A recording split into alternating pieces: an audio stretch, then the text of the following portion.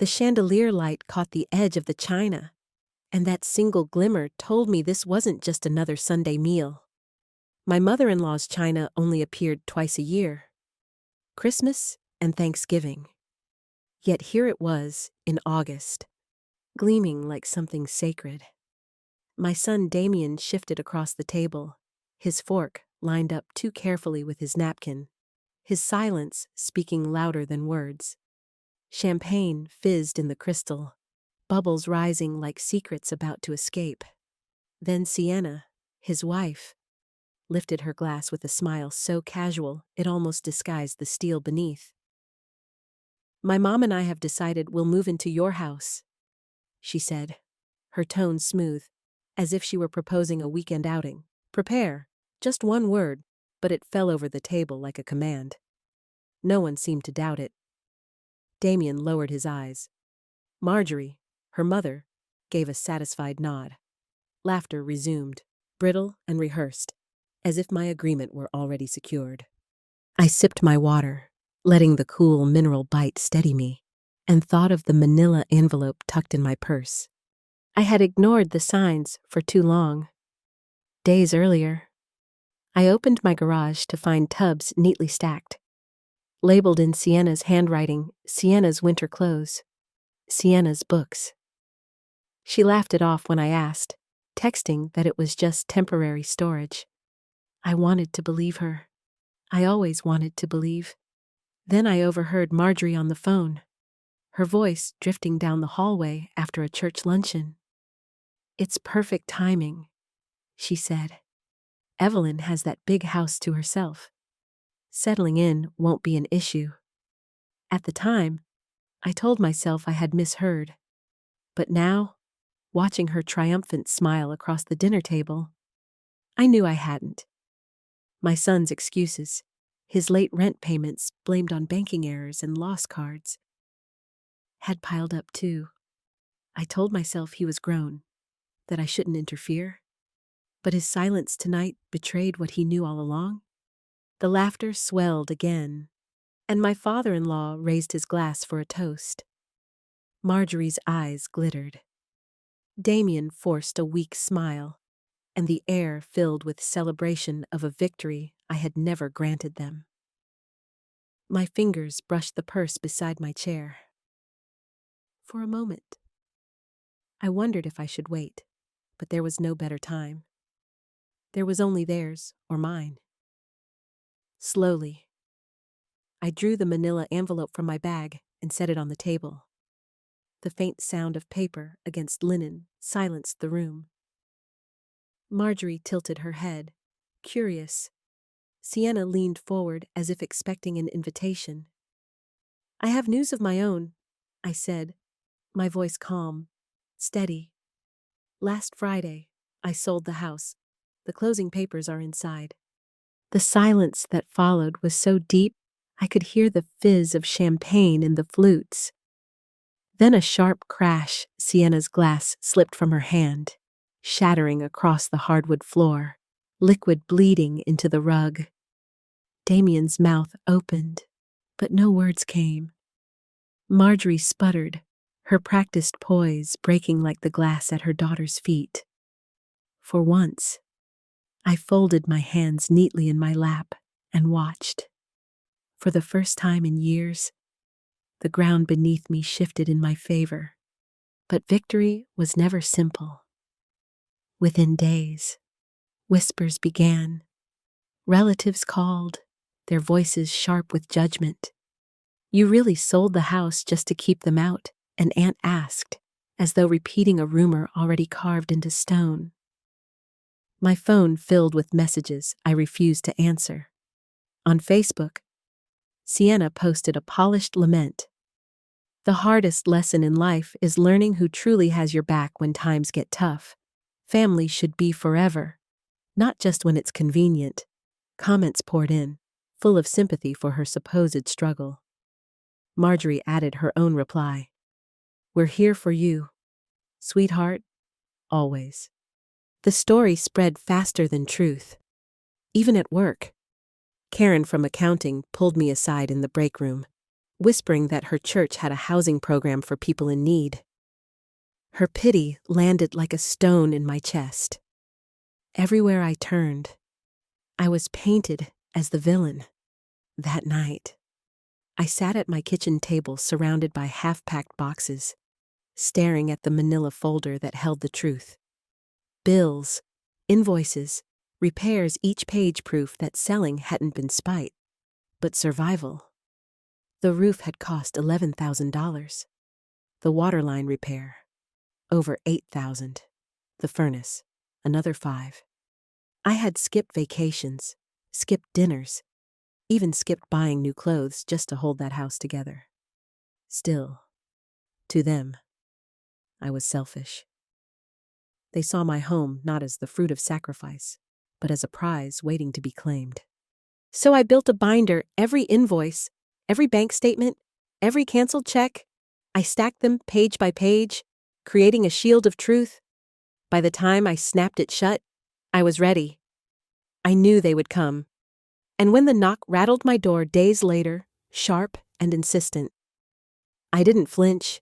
Sienna and Marjorie marched in without invitation, their coats still on, their eyes blazing. "You can't be serious about this sale," Marjorie hissed. "We already told the family we're moving in. You'll ruin everything." Sienna crossed her arms. "Just cancel it. There's always a cooling off period. Damien and I have plans, and you're standing in the way." I turned back to the counter and wrapped another plate in newspaper. My hands steady. "I won't cancel the sale," I said, my voice quiet but firm. "This house has drained me for years. Repairs, bills, nights awake, wondering how I'd make it work.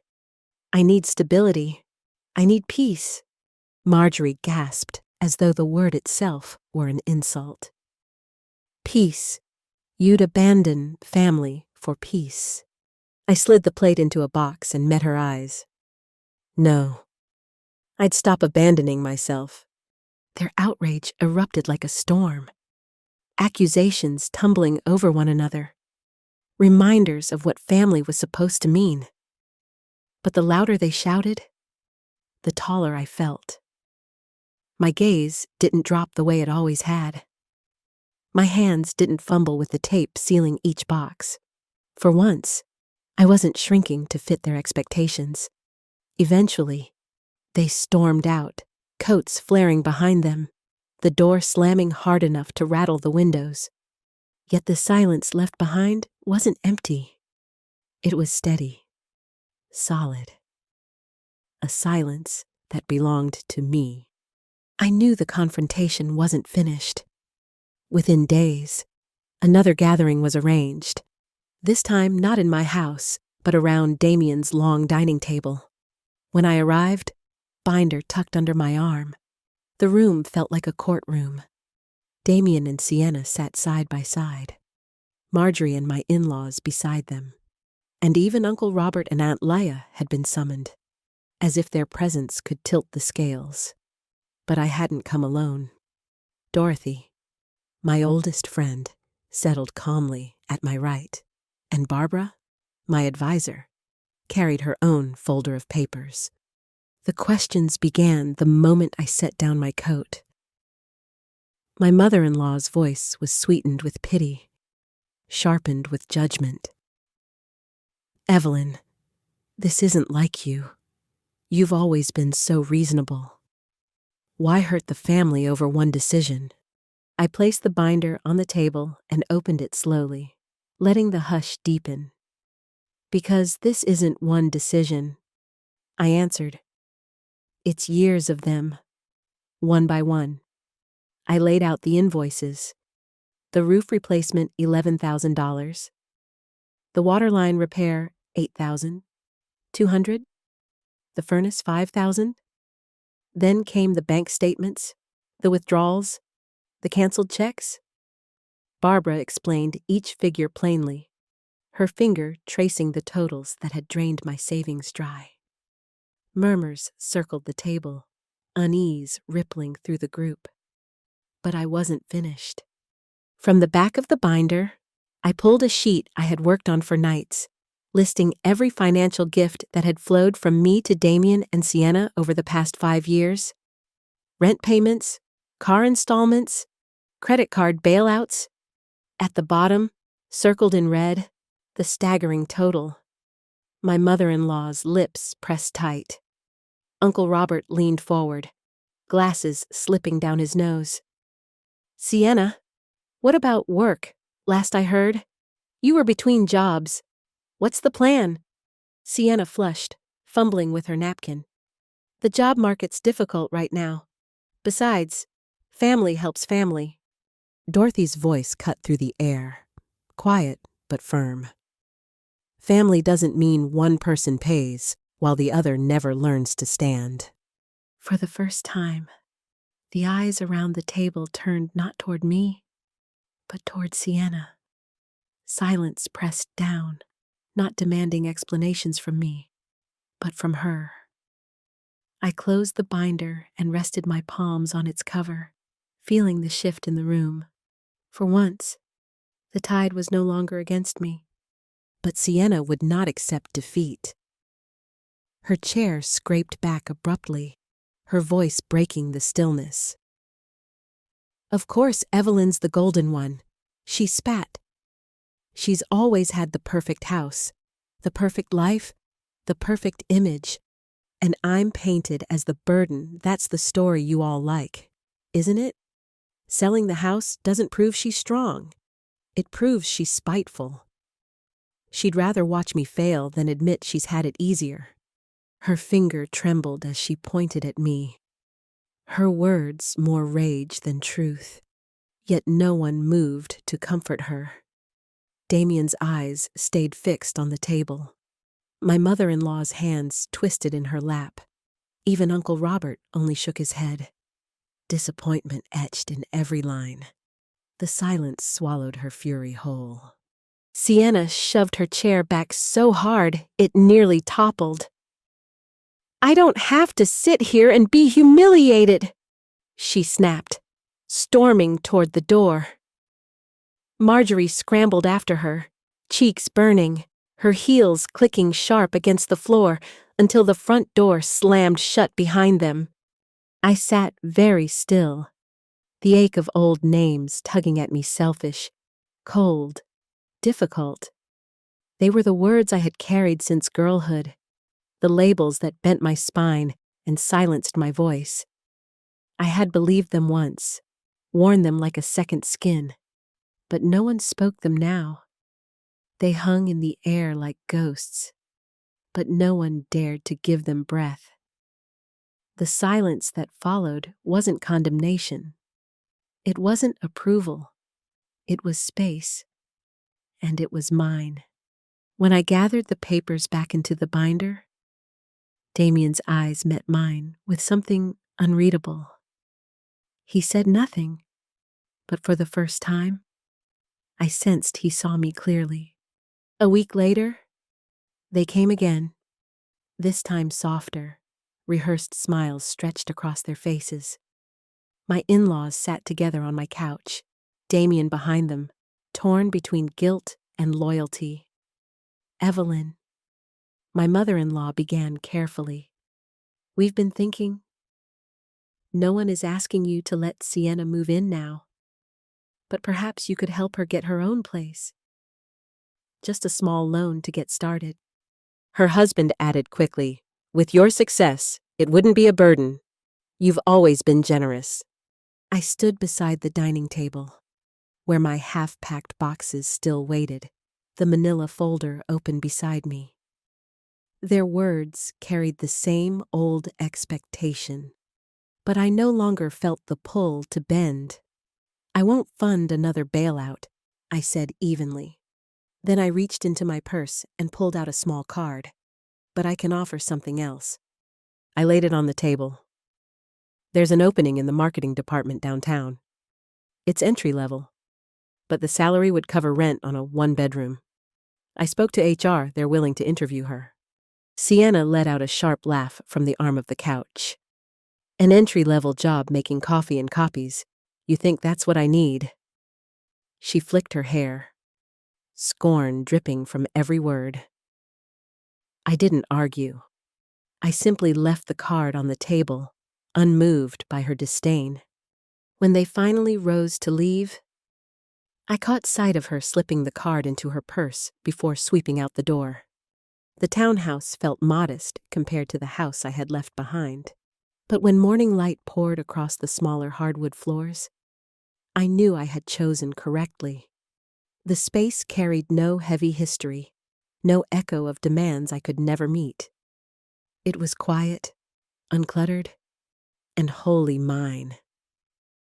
I slept more soundly in those first few weeks than I had in years, waking without the familiar knot of anxiety pressing against my chest.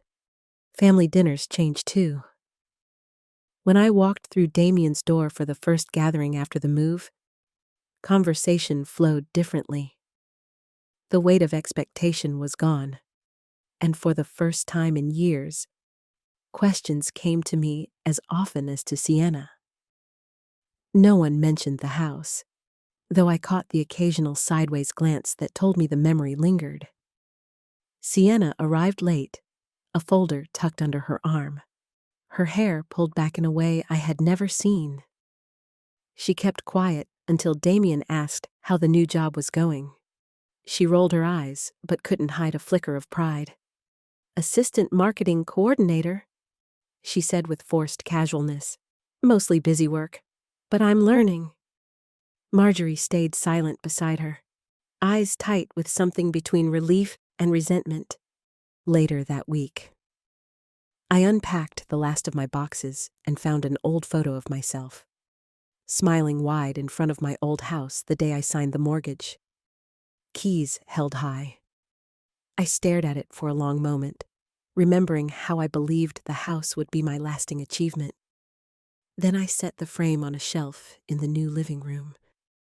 It was no longer a picture of loss, but of endurance, of everything I had carried and finally released. Still, the storm had not fully passed. A month later, word spread that Sienna had been venting to relatives again, telling anyone who would listen that I had abandoned her in her time of need. The whispers came back to me through cousins, through mutual friends, through the polite but pointed looks at Sunday service. I no longer tried to defend myself. Instead, I let my actions speak.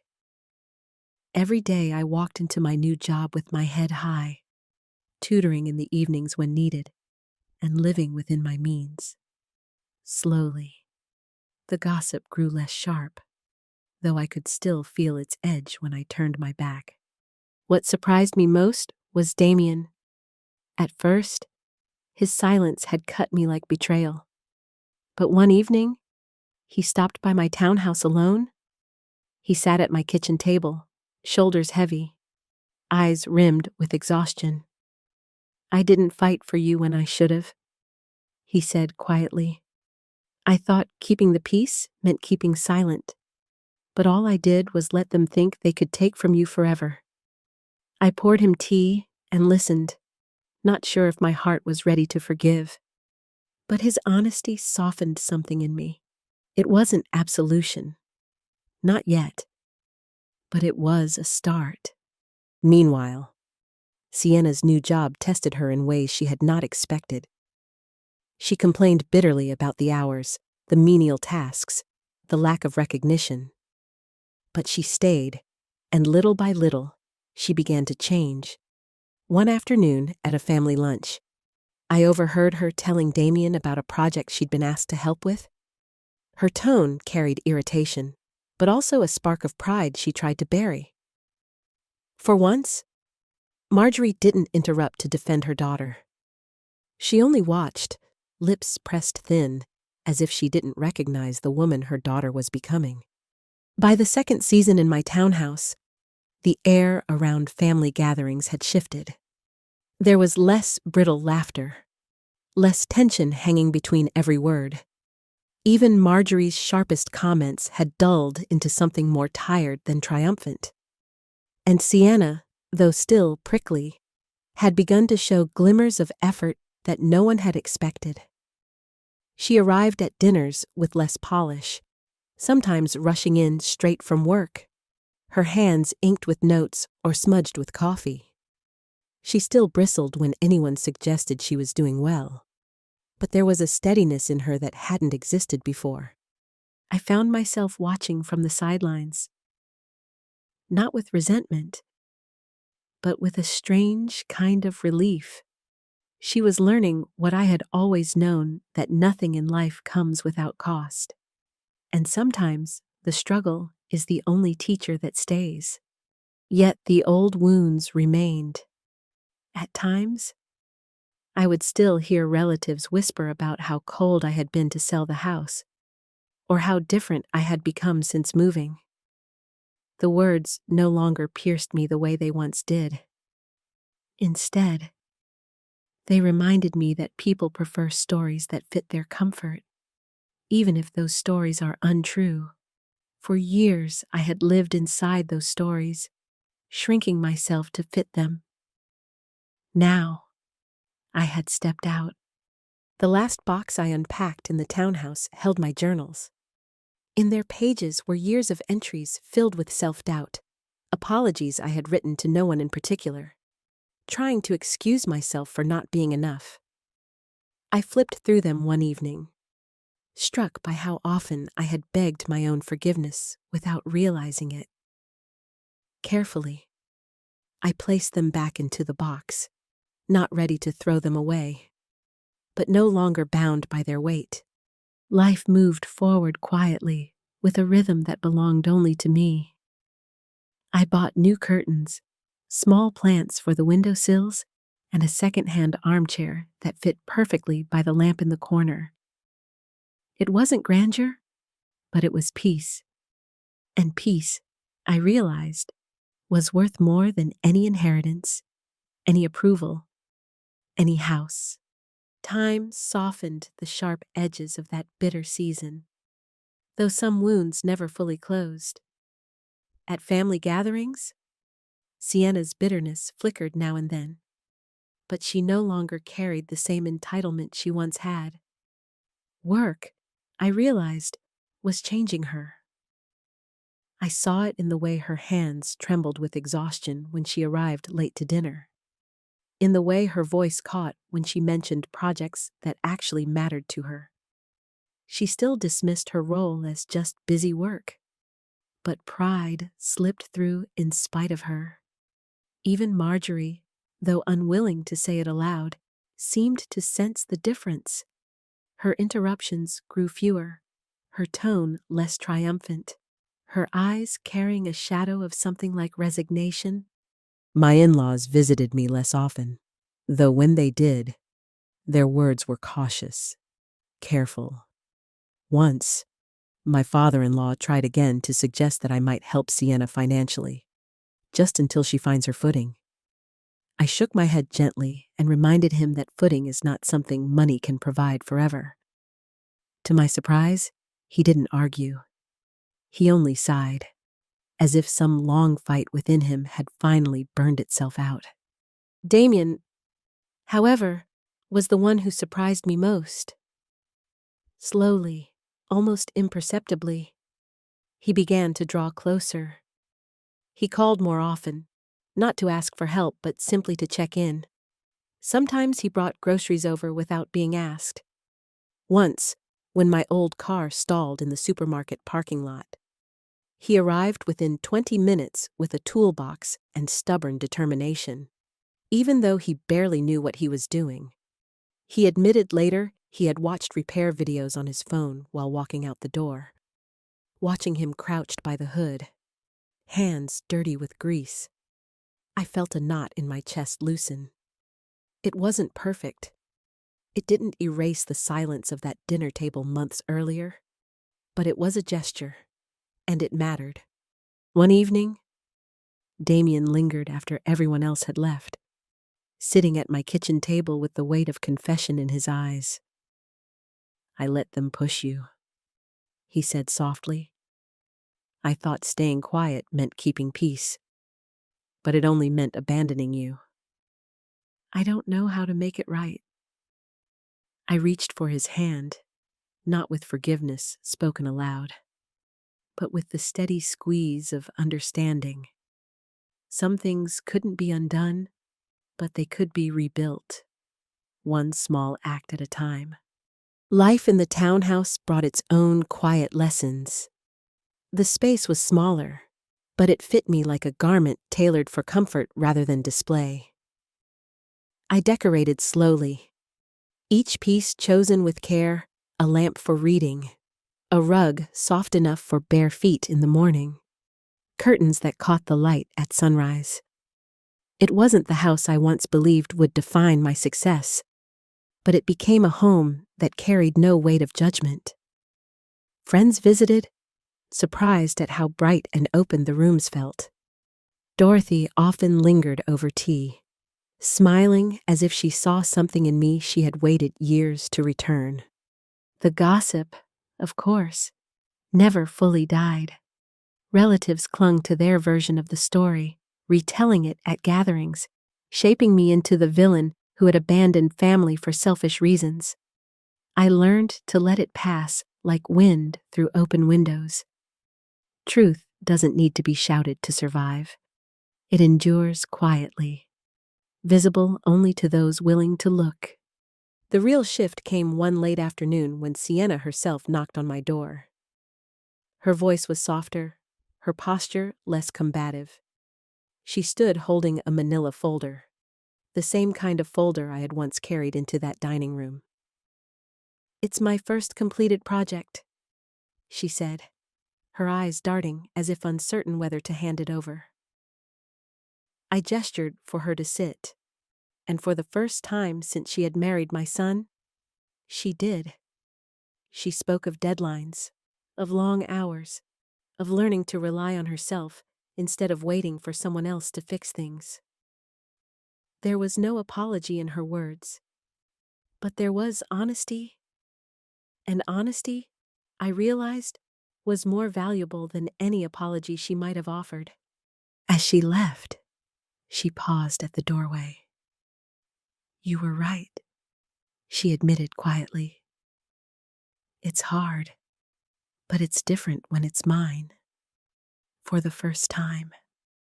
Her eyes met mine without defiance, and I nodded, recognizing the faint outline of change. Later, alone in the townhouse, I thought back to that night of polished china and brittle laughter, to the moment Sienna had declared her intentions with such certainty. If someone had told me then that she would someday knock on my door with her own work to show, I would have laughed at the absurdity. Yet here I was, watching proof that struggle, when faced, can reshape even the most stubborn hearts. Still, I carried my own lessons too. I had learned that boundaries are not betrayals, that saying no does not mean abandoning family, it means refusing to abandon yourself. For years I had mistaken silence for love, sacrifice for duty, endurance for strength. Now I knew the truth.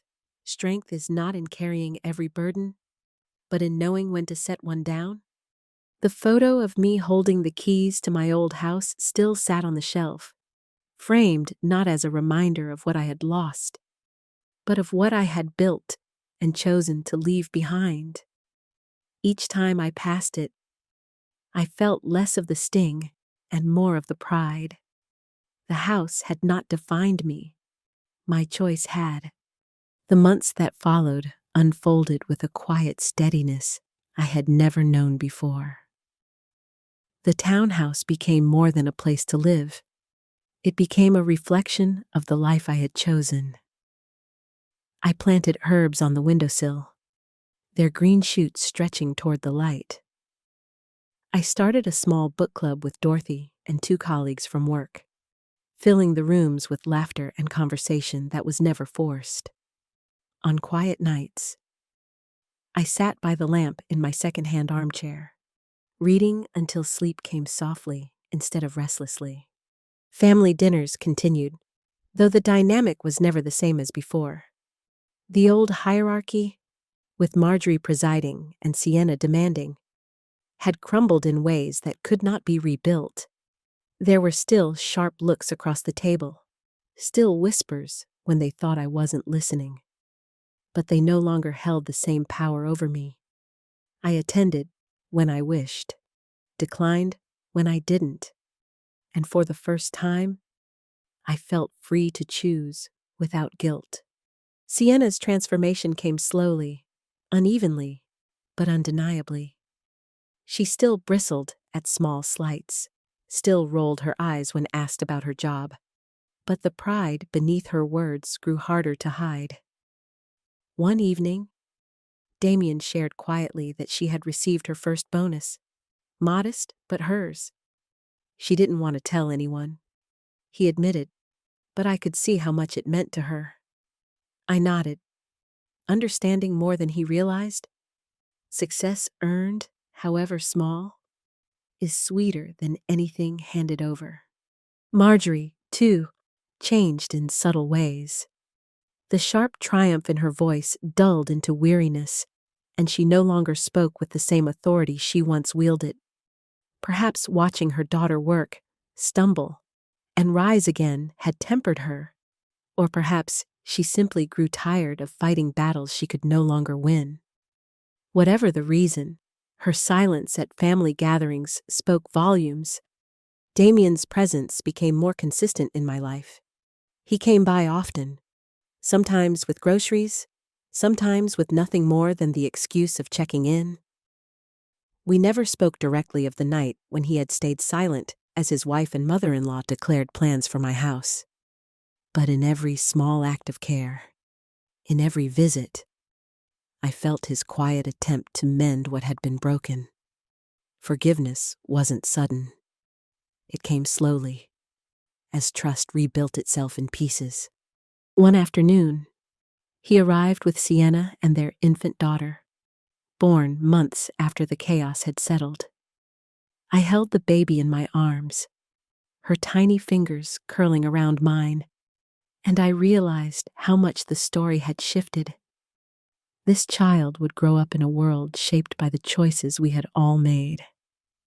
She would never know the weight of the battles fought before her birth, but perhaps she would inherit the strength that struggle had forced us to find. It struck me then that the house I had sold, the one that caused such uproar, had never truly been my legacy. My real legacy would be in the lessons carried forward, that peace is worth protecting, that dignity cannot be bartered away, and that sometimes love means teaching others to stand on their own. There were still whispers in the extended family. Of course, some still believed I had been cruel, that I had put pride before family. Others avoided the subject altogether, unwilling to take sides, but I no longer carried their judgment like a chain around my neck. Their words belonged to them, not to me. And in the quiet of my townhouse, with sunlight on the floor and laughter echoing from new friends, I knew which version of the story I chose to live. Years later, when I passed by the old house, I felt no pang of regret. Another family lived there now, their children's bicycles scattered in the driveway, curtains drawn against the evening light. It was no longer mine, and that was a relief rather than a loss. The house had taken everything I had to give, but letting it go had given me back myself. As I locked the door to my townhouse one evening, heading out to meet Dorothy for dinner, I paused at the shelf where the framed photo still stood. There I was, smiling with keys in hand, believing that the house would define my success. I touched the edge of the frame lightly, then let my hand fall. That chapter had ended. The real story was the one I was living now, in peace, in freedom, in the strength to stand without apology. If there was one truth I wanted my family and anyone listening to remember, it was this: boundaries are not cruelty. They are survival. And sometimes, choosing yourself is the only way to teach others to stand on their own. So, if you've ever felt the weight of expectation pressing you into silence, remember my story. Remember that you have the right to claim your space, to protect your peace, to say no without shame, because strength is not in carrying everything, it's in knowing what to let go. Thank you for joining me in this journey. If this story moved you, make sure to like, share, subscribe, and leave a comment with your thoughts. Your voice matters here, and I'd love to hear it.